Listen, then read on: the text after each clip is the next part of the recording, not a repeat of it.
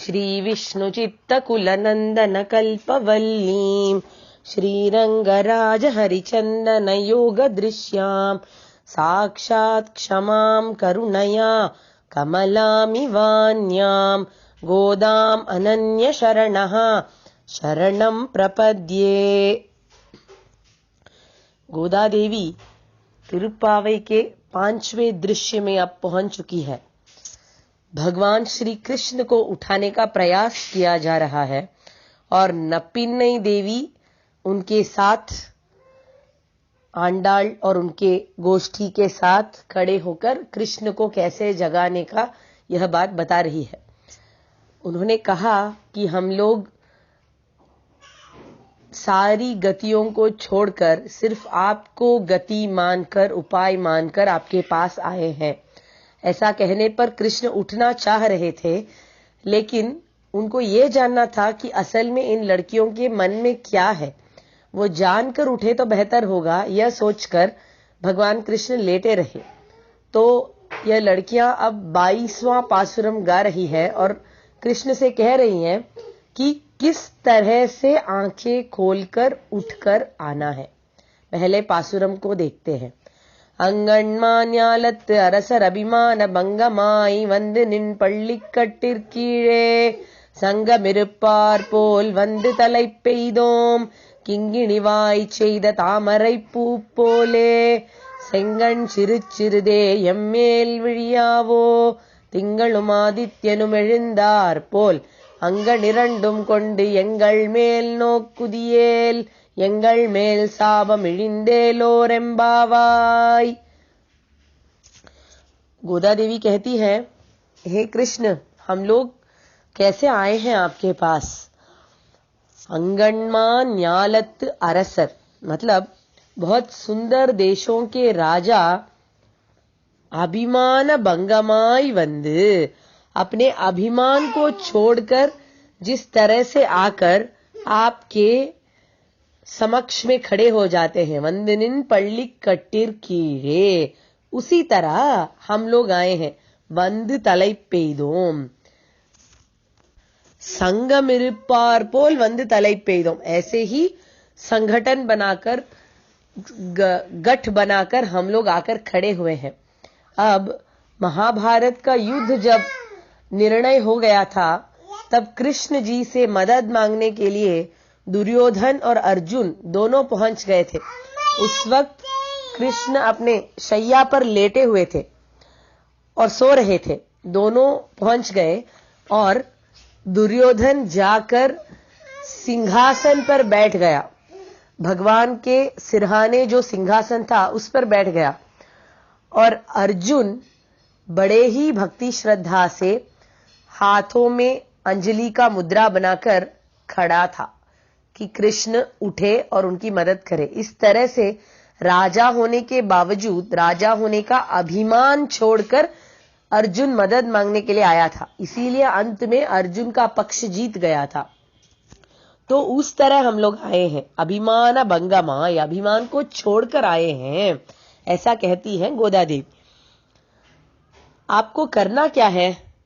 கிங்கிணிவாய் செய்த தாமரை பூ போலே செங்கண் चिर चिरदे, जैसे कमल पुष्प सूर्य के किरणों के गिरने पर थोड़ा थोड़ा करके विकसित होता है, बिल्कुल उसी तरह आपको अपनी आंखें खोलनी है।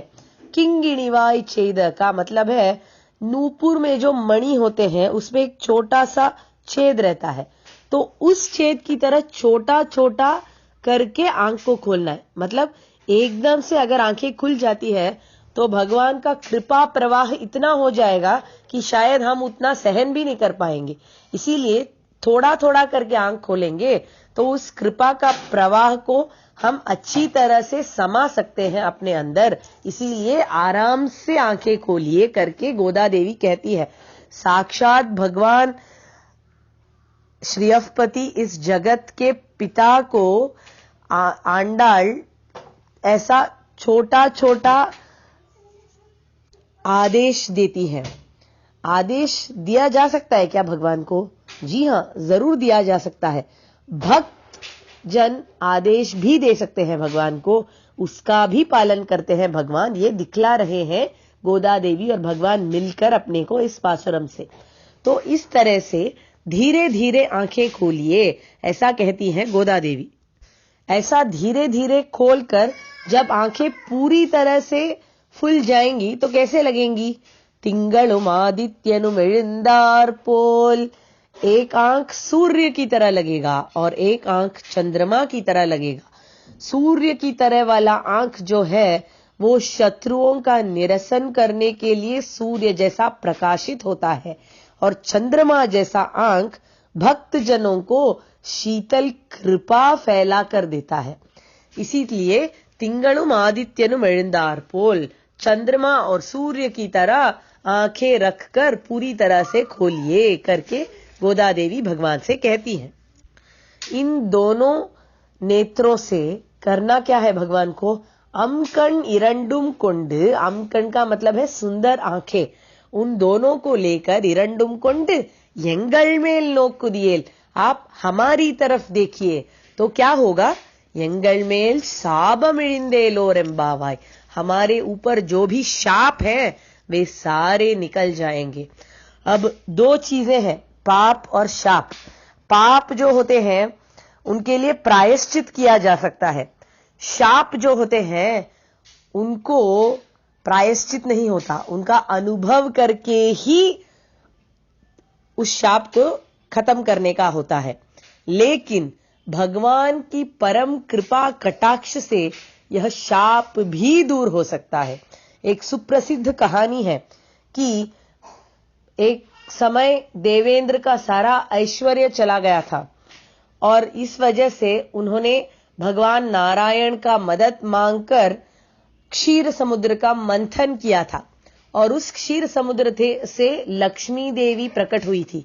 लक्ष्मी देवी के कटाक्ष से, उनके नजर के कृपा से देवेंद्र को सारा ऐश्वर्य वापस प्राप्त हो गया। तो इस तरह से भगवान का और लक्ष्मी देवी का कृपा कटाक्ष शापों को भी दूर कर सकता है। इसीलिए यदि हमारे ऊपर कोई भी दुस्सहवास हो, शाप हो, किसी भी प्रकार का दुस्संगत हो, तो उन सारे चीजों का असर आपका यह कटाक्ष निकाल सकता है हे भगवान। इसीलिए हमारे ऊपर अपने कृपा कटाक्ष को बनाए रखिए, आंखें धीरे धीरे खोलकर उस कृपा के प्रवाह को हमारे ऊपर फैलाइए, ऐसी प्रार्थना करती हैं गोदा देवी इस 22वें पासुरम द्वारा। कवितार्किक सिंहाय कल्याण गुणशालिने श्रीमते वेंकटेशाय वेदांत गुरवे नमः।